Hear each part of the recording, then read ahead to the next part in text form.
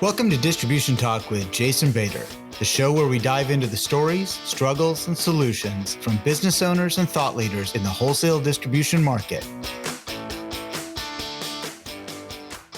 Hi friends, Jason here. In this episode, I had the opportunity to speak with Mike Mortensen, CEO of Alaska Rubber Group, based in Anchorage, Alaska. Mike is one of those leaders who grew up with the business, from driving the delivery truck when the company had one location to becoming the CEO of a rapidly expanding 12-location entity. Mike has had quite the distribution journey. One of the major keys to their success was their conversion to an employee-owned ESOP over 15 years ago. This move has led to hockey stick revenue growth and a dramatic uptick in profitability. When everyone thinks like an owner, and in this case they really are, great things can happen. I hope you enjoy the conversation. This episode of Distribution Talk is sponsored by InSQL Distribution Software. InSQL prides themselves on their rapid response customer support team. They maintain a very low one customer support person per 20 user ratio. Now, I have a long history with this company. I met the lead developer several years ago when he attended my inventory management seminar. He didn't just attend, he absorbed the content. Every couple of years, I head up to their Michigan headquarters to talk about product enhancements and see what they're up to. I always come away impressed. If you're ready to step up to a fully loaded, scalable distribution package at an affordable price, look no further than InSQL Distribution Software at www.insql.com. That's INXSQL.com. Well, hey, Mike, welcome to Distribution Talk. Thanks so much for taking the time to be with me. Jason, thanks for inviting me. I'm excited to be here. Yeah, I think it's going to be fun learning a little bit about your distribution journey here. So if you wouldn't mind, tell me where it all started. How did you get involved with this distribution world? Oh, man, I tell you what, I moved to Alaska from the Midwest in 1993 and, was looking to make my fortune up here in the last frontier and had all sorts of other personal things going on, starting my life as a young man. And I really was looking for a job, to tell you the truth. And there was an opening for a delivery driver at Alaska Rubber and Supply in Anchorage, Alaska. And so I didn't really have any idea that was going to be the beginning of my journey, but that's where it was. And jumped in with both feet and found a company where, I really was impressed at the beginning of how much we did for our customers and how much our customers really depended on us. It felt like we were really doing some good stuff. And so I could see from a very early point in my career here that I could do some things. It seemed like a great opportunity and, advanced through the company. The company continued to grow and to the point we are today. Isn't that amazing? I mean, you started in that delivery position. And by the way, I think you and I have talked about this before, that greatest job in the world. Oh, greatest job in the world. Loved being a driver. But, that you could start there in an organization and then, move all the way up through the ranks. I mean, you've had a great career so far. Yeah, I mean, I was fortunate to be able to get in when the business is small. There was only 9 or 10 employees at the time. And so, we kind of all did a little bit of everything. So it was a trial by fire, so to speak. I kind of got out of the delivery mode and I was pulling orders, and we are in the hose and fittings business primarily. Yeah. So, I started building hoses and doing all that goes with that. I started working the front counter, and that's a trial by fire. Probably the best place to learn any type of industrial distribution is helping customers at the counter. It's something new every day. And I really enjoyed that. I got to learn the product and the applications, and it felt creative. I could have a customer have a problem or some solution they were trying to solve, and I could turn around and I could say, wow, there's like 3 or 4 ways to solve this person's problems, and be creative with the products and services that we had to get them where they needed to go. So that was my initial, where I kind of really fell in love with industrial distribution and our industry and specifically. So at the time, did you have a lot of walk-in traffic, or were you all out hunting more, or how did that go? Our business is very much walk-in. Cash sale over the counter is still our number one customer company-wide. We've always had a focus on our walk-in trade. We've really accentuated that over the last 10 years, where we've built out these really nice retail centers and lots of product up front far more than when I first started. When I first started, it was a metal door. You walked into an open warehouse and there was this counter there, and you know, they had to tell you what they wanted and you'd walk back and get it. Now it's just kind of all up front and center, and it's a different experience. But yeah, walk-in is big for us. You know, we got all fancy, you know, it started out with that. You walk into the warehouse, you know, and wasn't very comfortable. So people didn't linger, you know, they didn't hang out. Now we make it too darn comfortable, you know, and they like to hang out. Coffee over in the corner and hang out and browse our stuff. They buy more. Oh, that's funny. Well, good. And then you progress through the organization. At some point, you know, you all of a sudden jumped kind of into that leadership track. How did that transition occur? Yeah. So in 2006, I think I was the purchasing manager for our store. We were a single location operation. There was some senior people and there was some rumblings that maybe some of us were going to leave and go find something else to do. We had absentee ownership. They came to Alaska once a year and had a closed door meeting with the manager and left. And so some of us were looking for some other things, and we engaged the manager at that time. And she started having conversations with the owners about selling. And we went through various iterations of what that would look like. Originally, it was offered to her and her husband, and she said, you know, I don't know that that's the right thing. I didn't build it myself, and I'll just be in the same position here in the next, 10 years. And so we went through kind of a partnership kind of a concept, and we met as a kind of a senior leadership team and decided maybe that wasn't great. And then our former CEO and president, Janice Higgins, who was the manager in this story, came to the group and said, hey, there's this ESOP concept out there, employee ownership. And it really rang a lot of bells for us. It was an opportunity not only for the senior leadership team to participate in ownership, but also every one of our employees gave them a stake in the game. And it was actually the hardest model to drive across the finish line with the selling party. And they didn't understand it. It was a little bit expensive to get set up, but boy, it was the impetus of something great for our company. So, Mike, for those of, those listeners who don't really, they've probably heard the expression ESOP, but they don't really understand the concept. Would you mind sharing a little bit about how the whole thing really works? Yeah. So ESOP, it's governed under the retirement rules, the federal rules of ERISA. So it's really perceived from a government or a tax standpoint as a retirement plan. The nice thing about ESOPs is they don't pay any federal income tax as a business. So that's usually a huge benefit for companies to be able to avoid that tax burden flows through to the beneficiaries at the time they take their funds, just like any other retirement plan. We talk about ownership, and that word is a little bit loaded. Most people think of ownership in the equity ownership model, where I own the building, I own the trucks, I own the inventory. Right. In ESOP, we are what's referred to as beneficial owners. So the trust owns the company, owns the inventory, the assets and everything like that. And as an employee and a participant in the plan, we own the right to the rise or fall of the share price, right? So in that sense, we're all incentivized to grow the company like an owner because we are granted stock on an annual basis that can either appreciate or depreciate depending on our own efforts. Interesting. Okay, I get you now. I think it's attractive, that whole not paying a federal income tax thing. Yeah. That's kind of an attractive. And so I think the trust does not pay that. Correct. Because it's a trust and it's governed under the ERISA rules as a retirement plan, it's exempted from federal income tax. So it's a huge benefit for companies that go that model because they can aggressively pay down debt, they can expand, and it's not a drain on their cash flows. Now, I talked about stock being distributed every year, and ESOP plans are wide and varied, right? They're very adaptable. They're set up for different reasons. Sometimes they're merely transactional tools. Sometimes they're set up to really be a long-term and ongoing benefit for employees, and that's really the model that we chose. And so when we set up our plan, we created it so a certain number of shares of stock are released from Treasury every year. Those shares are then distributed to the participants as a percentage of payroll, right? So if your payroll is 5% of the overall company's payroll, you get 5% of the distributed shares. Okay.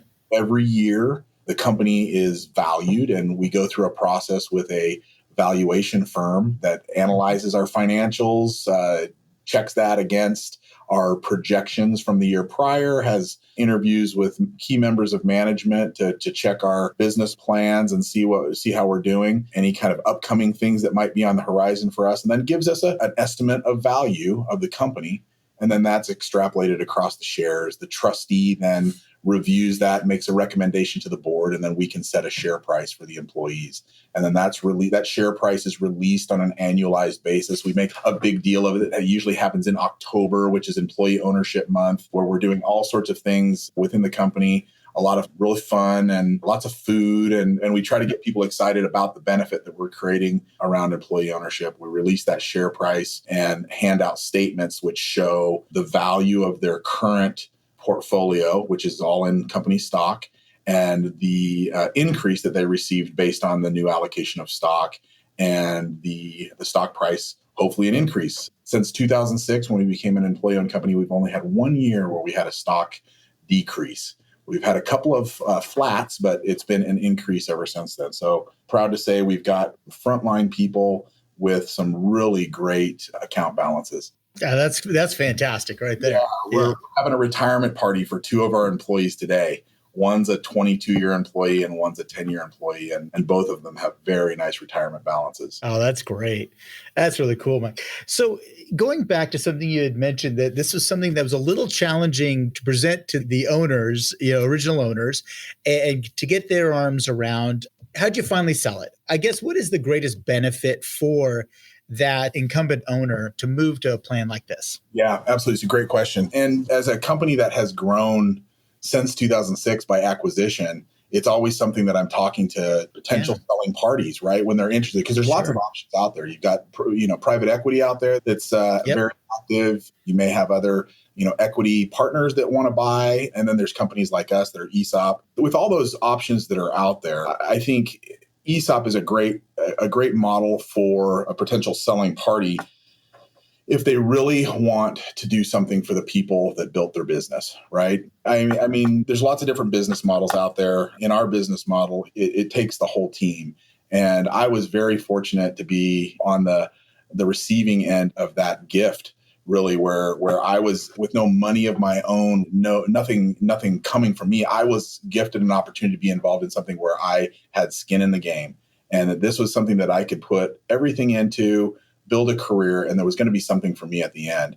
And many of these in industrial distribution, we're seeing a tidal wave of consolidation. We're seeing people that are exiting the market. And like I said, they have lots of opportunities. So for these owners that have a team and have developed a culture, and they have people that they want to really make sure that they take care of and that there's going to be something for them there, just like that there was something for them when they exited the business, this is a great model because it gives a long-term benefit for those folks. Mike, I think that's one of those things that really plays well into the privately held distribution business. In my career, just on the consulting side now, I've been exposed to so many different family businesses and so many private companies. And one of the things that I always love is just how the owners of these companies truly want to take care of the people that work with them and for them.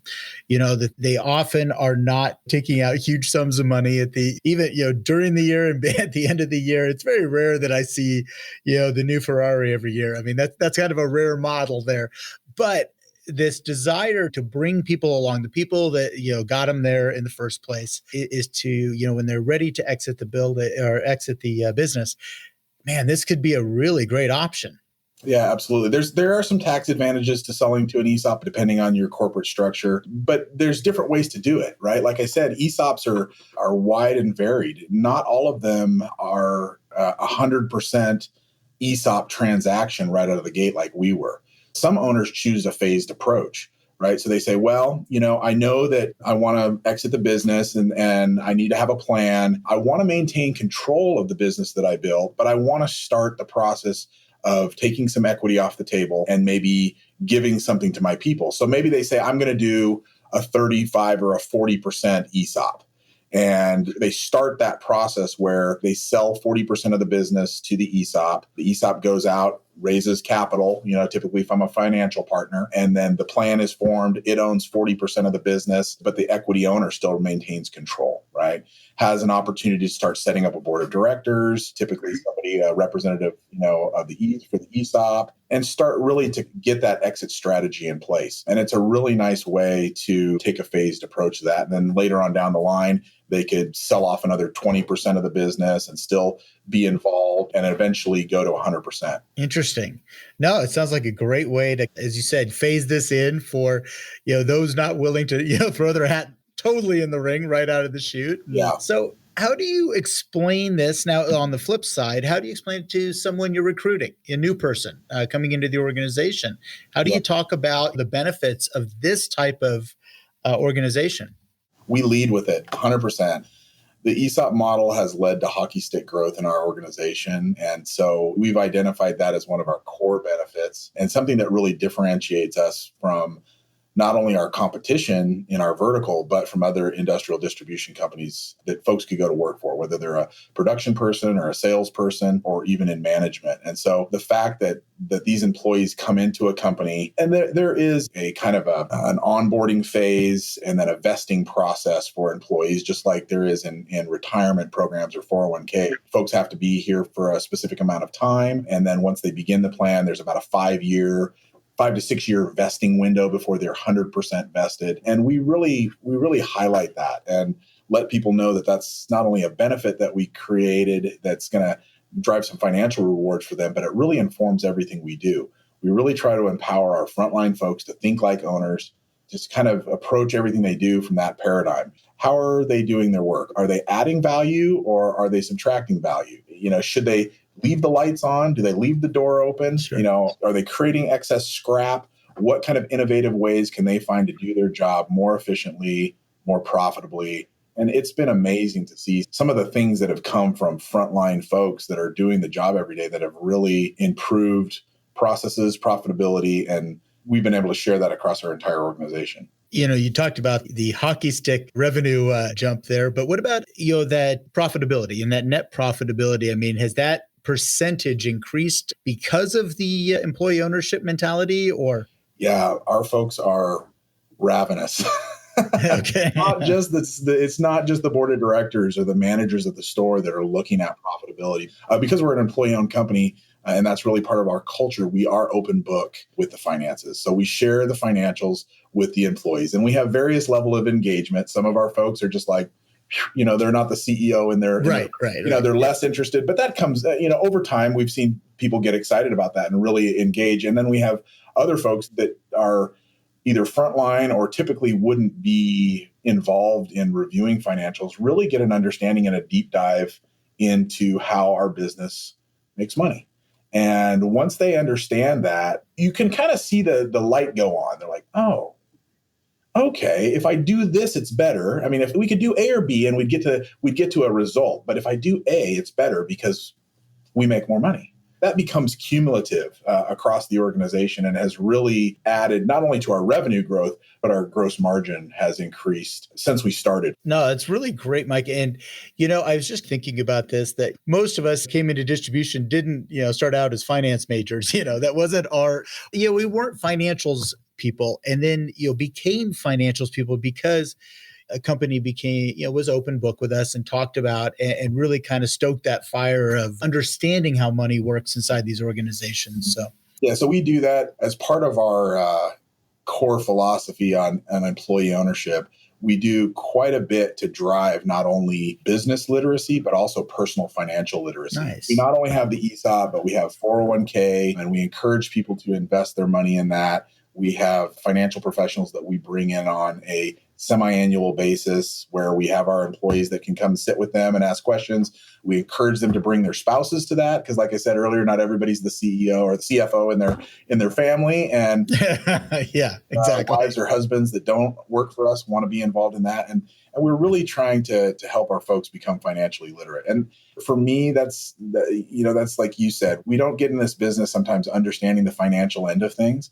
But that's been a huge blessing for me. And one of the reasons why I'm super passionate about independent distribution is because it afforded me so many opportunities to learn and grow. And one of those was the financial end of our business, and really understanding how businesses make money. Yeah, it is. It's incredible. I've talked to several guests, on this show over the couple of years about bringing people in that, maybe traditionally didn't understand that side of the business, but then really, or just didn't understand financials in general in business. But the level of education that they got relatively early in their career, and really moved along. And so it's not like you have to have the MBA, hanging out next to you, to really be incredibly successful in these organizations. Yeah, it does provide a lot of opportunity. Like I said early on, when we were a smaller company, we all did a little bit of everything.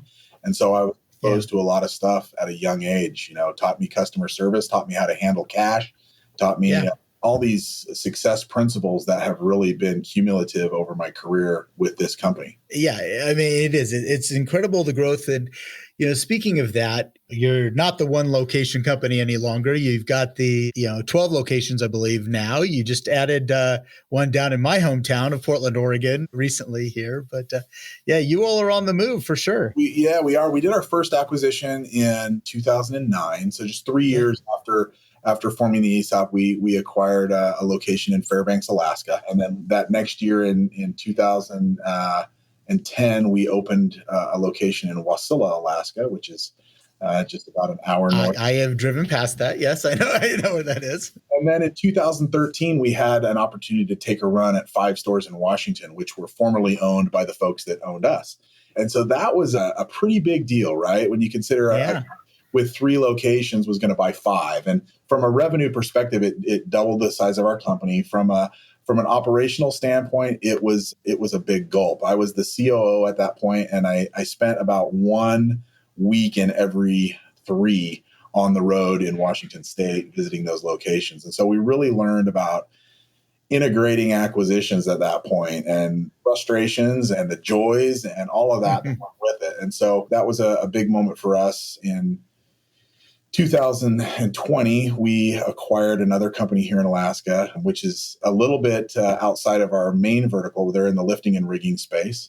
Okay. And in 2021, we purchased a mobile division in Washington on the I-5 corridor. And then just this last November, we purchased the location that you spoke of in Portland, Oregon. So that's our 12 physical locations. I tell people we have 13 locations because we have our digital branch, right? Which has been a huge investment for us over the last 18 months. I should say probably more like 2 years, but been spending a lot of time and energy developing a fully integrated B2B e-commerce platform for our group. And so that's kind of where we've been focusing our attention here during the last year and a half. It's interesting, Mike, again, being that traditional walk-in business to all of a sudden jumping into the B2B e-commerce space. How did you shift your mentality? I mean, that had to be a pretty steep learning curve. Oh, man, I tell you what, I kind of tell the story. I used to have this whiteboard behind my desk, and the sun shone in on it. And I had e-commerce written on there in this blue dry erase marker. And it had been there so long that the sun had faded it green. And I knew it was someplace that we wanted to go because we could tell that our customers, while they were loyal and they liked shopping with us, they had some, specific needs. In Alaska, specifically in Alaska, geography is huge. And our customers are all over the state of Alaska, some of them remote, some of them operating businesses that are 24/7. And so just by virtue of our business being a Monday through Saturday business, 8 to 5 typically, our customers needed us outside of those business hours, or they needed product outside of those business hours. And so we were finding that more and more of our customers were shopping online. And even our customers that would buy from us would send us part numbers from online sellers and say, hey, do you have this? So we knew that even if they weren't buying online, they were starting their buying journey online. And so we knew that we had to jump into that. And for a lot of years, the reason why the blue e-commerce turned green is because we were thinking about it from an ROI perspective. Okay, if we spend this much money, this is how much it's going to produce. Right. And it wasn't until, I would say it was November of 2019, we were sitting through, our whole board was together at a manufacturer's distributor meeting, and we sat through a presentation by John Gunderson. He was formerly with MDM, and he was talking about the digital transformation, right? He was talking about e-commerce. He was talking about the digital transformation.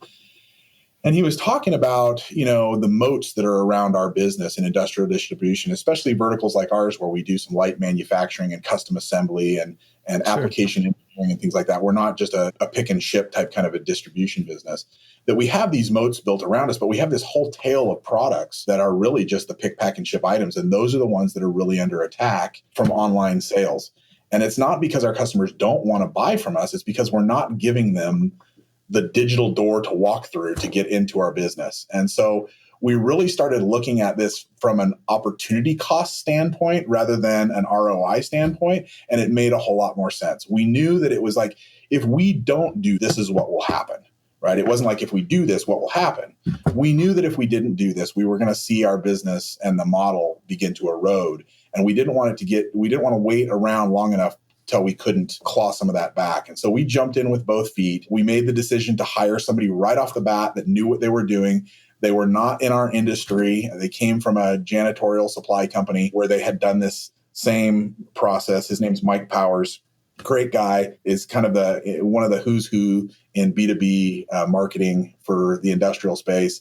We were very blessed to get him on board and began our journey. We selected a partner. We used Unilog Journey, and they did our enrichment and our taxonomy and our PIM and our e-commerce platform. And it was about, from first conversations to go live, it was about 16 months. So we are just fledgling, website live, so to speak, right now. And the lines written or the dollars spent are not overwhelming at this point, but they are increasing day by day by day. And it's super interesting to see that hockey stick growth again in that model. And so right now we're spending the first 6 months with customer adoption. We're not looking to sell hose and fittings and rigging and lifting supplies to the world. We're really looking at going out to our current customer base and saying, hey, we know you start your buying decisions a lot of times online when you're researching products. We know that sometimes you need 24/7 service. We know that you want maybe even some better pricing in some cases. And so we have an option for you now. So we really bolted that digital door onto the side of our business that allowed our current customers to walk through and engage with us in a more holistic way. Mike, that's actually a pretty common way to look, is that a lot of distributors definitely start with that whole, they will start with their existing customer base, try to, service that existing customer base. And then eventually they go out to the unwashed masses, they go after that business. But I guess I'm curious, as you talk about the things that you knew your customers wanted, did you all go out and formally survey them? Did you spend some time in focus groups? How did you, capture the mindset of the customer from a digital perspective? Yeah, great question. And we were thinking about that from the very beginning, because you can spend a lot of time and money building something that you think is great that exactly doesn't resonate with your customer. Right. It would be a tragedy. So we really engaged core customers early on. We did that through our network of outside sales reps that were sitting down with key customers, asking them what they valued about a supply partner, how much that an online presence factored into their decision-making processes when they're in that purchasing cycle. We also engaged our inside reps. We have quite a few people that are managing larger accounts from an inside perspective. And we had lots of conversations. There's also lots of industry information out there that anybody can access that really surveys industrial customers broadly. It talks about the number of customers that are buying online and what percentage of their spend, the numbers of customers that would buy from their local industrial distributor if they had a digital platform, the number of people that are actually starting their journey online, whether or not they actually finalize that purchase online. And so, we knew that we were on the right track. We knew that this was a place to go. And you can see it in almost every industry. And the pandemic really provided fuel to that fire. We got into a situation where more and more people, wanted less personal interaction. They maybe didn't want to walk into a customer service counter. They wanted to jump online and see if you had it before they decided to actually go down and get it. Or they wanted it delivered, right? Or they wanted it shipped. And that was something that really hit home with us. And we realized we weren't too late. We were right on time. I think industrial distribution in general is late to adopt a lot of technology. Especially in our vertical. There's not a lot of folks that are fully engaged in B2B e-commerce. And so those companies that jump on and get going are going to be able to enjoy some first mover advantages. Like I said before, we're not looking to sell hose and fittings and lifting and rigging equipment to the world. We really are focused on our trade areas. But I am blown away when I jump online and look at the heat map of the folks that are engaging with our website. It's all over the country. And not only just jumping on to look, but we're sending products to Minnesota and New Jersey and Florida. And it's amazing to me. The manufacturers in our space don't have a lot of really great digital content. A lot of them are still producing catalogs, and they know that they need to get there. But because we actually went out and created content, and we partnered with Unilog to create that content, many of the times when a customer searches for a product, our website ranks higher than the actual manufacturer because we've got original content. And the way Google and the analytics work, it pushes us right to the top. So I've been really surprised at where some of the inquiries have come from. Sure. Oh, yeah. No, that's fascinating. I have a client. I was just down in New Orleans, and he's kind of started into his, B2B e-commerce space, and he uses a product, Microsoft, I think it's called Clarity. And it shows, how long somebody spends here, and it literally tracks, their mouse movement. Highly creepy, but it's really interesting though. It's fascinating, where are they spending time on? And then, as you said, going to that heat map, finding out where do they come from? I mean, I remember, looking at that type of thing, here for this podcast. It's like, wow, okay, Ghana.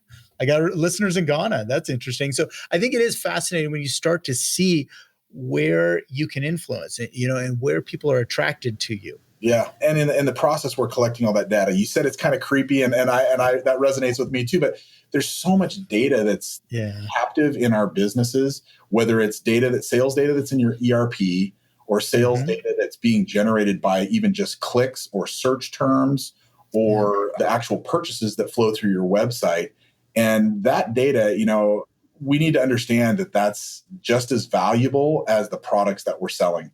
That data is gold. And there's so much of it. Really being able to jump into it and digest it and understand what you should glean from that and where you should go is sometimes challenging. But, I'm excited at some of the things that are coming to the market. We've recently just engaged with an AI company to really take a deep dive into our sales data and actually do some real-time give us some suggestive selling tools, not only on our website, but with our outside and our inside sales personnel, which it'll review the data and say, okay, this customer typically buys these products and they haven't bought them in a while. Maybe you should ask them about that. Or when they buy this goes with that. Do you need a cap or a plug with that? How about you're buying some hose. Do you want some clamps? And some things that you would think most sales reps would understand, but often escapes them. And so these artificial intelligence software packages can really jump into that data and make it powerful and turn that into revenue. I recently had a conversation with the founder of Proton AI, Benj Cohen. Is that? Yeah. That's the company. Okay. All right. I'm on with Proton, and we're really excited about them. I would be excited as well, man. I think, I listened to what he was talking about, and I'm like, man, that makes sense. It's making a lot of sense. Yeah. And they're a really forward-thinking company. I think the tools that they have in place right now are just the tip of the iceberg. We've already talked to them about all sorts of other ideas, and it's always great to hear a third-party, tech kind of a partner go, yeah, okay, we could do that, and that's great. Let's look into that, because so often right now I feel like a lot of our tech partners are just trying to keep up with where we're going and some of the unique needs of industrial distribution. So it's good to see when you have somebody that's really willing to dive in. Well, yeah. And the nice thing about that organization in particular is they were born out of a distribution company. So they really understand distribution. So, I'm really excited for you. I think that's a phenomenal leap forward. So thanks. So I'm going to just ask one more little area to jump into, is talking about industry involvement. I know you're involved with NAHAD and been involved with your buying group. Tell me about that involvement, and why did you raise your hand? Why did you get involved? Yeah, well, a lot of it has to do with the benefit that I personally received from industrial distribution. We talked a little bit early on about my career here, and kind of just came out as a delivery driver and learned all the things and progressed through to management and now in senior leadership of a company. And boy, that personal and professional development that this industry provided is just so near and dear to my heart that I want to do everything that I can to preserve it and to give others the same opportunity to have that if they want. And so NAHAD is really the premier educational and outreach organization for the hose and fittings industry. And so I had an opportunity to serve on the standards committee with that organization, where we were dealing with all the different educational components. 712 Management, who manages NAHAD, has some great people. Great organization. Joanna Truitt is the education coordinator on that. And so I worked with her quite a bit through the standards committee and got to know Molly Mullins, the CEO of 712, just so engaging and willing to give opportunities. And so the opportunity came for me to serve on the board there. And so that's what I'm doing now, and really focusing on bringing value to the members of NAHAD and really transforming it into an organization to drive kind of education and this independent industrial distribution business model deeper into member organizations, down to the frontline levels. Instead of being, an organization for the CEOs and the owners, that it's really an organization for the whole company. And they've done some great things with the NAHAD Academy and the Hose Safety Institute that we've adopted here at ARG and really paid dividends for us. Well, yeah, I think that, NAHAD's one of those very strong organizations, from the Thompsons on to eventually 712. Yeah, I've really enjoyed my relationship with that organization over the years as well. Yeah, they're great. They're great. The other side of the coin is our buying co-op. Yeah. And that's really, really hyper-focused on independent distribution. It's the independent distribution co-op, and so Rob Lyons, the president and CEO of TIPCO Technologies, he chased me down for several years trying to get me to join IDCO. And finally he just said, okay. He kind of did the walk away close. And I, okay, wait, and got on board with Rob and IDCO. And I tell you what, that organization is fantastic. But members are passionate about independent industrial distribution, about the business model that I talked about, giving people the opportunity to jump in and really have an education in the business and learn all aspects. The vendors, see a benefit to being involved. And so that organization has really created a lot of opportunities for our company to grow, get involved with peers around the country in this industry, having conversations with people who maybe even you might see as competitors, but they're good people. And because they're running good businesses, good industrial distribution businesses, we let them into IDCO and these relationships form. And it's been really great. One of the best things that we do every year at the principals conferences, we go around and talk about best practices. And so you're sitting in a room of 40 or 50 or 60 entrepreneurially minded business owners in this industry, and they're talking about best practices. And it's like little gold nuggets, right? And so you're just picking those up and implementing them in your business, and it's really created a lot of benefit for us. So we're actively bringing lots of our team members at every level of the business to both NAHAD and IDCO. Mike, well, first of all, that roundtable, 60 members dropping out best practices. I mean, that's worth the price of admission right there. I mean, absolutely, bar none.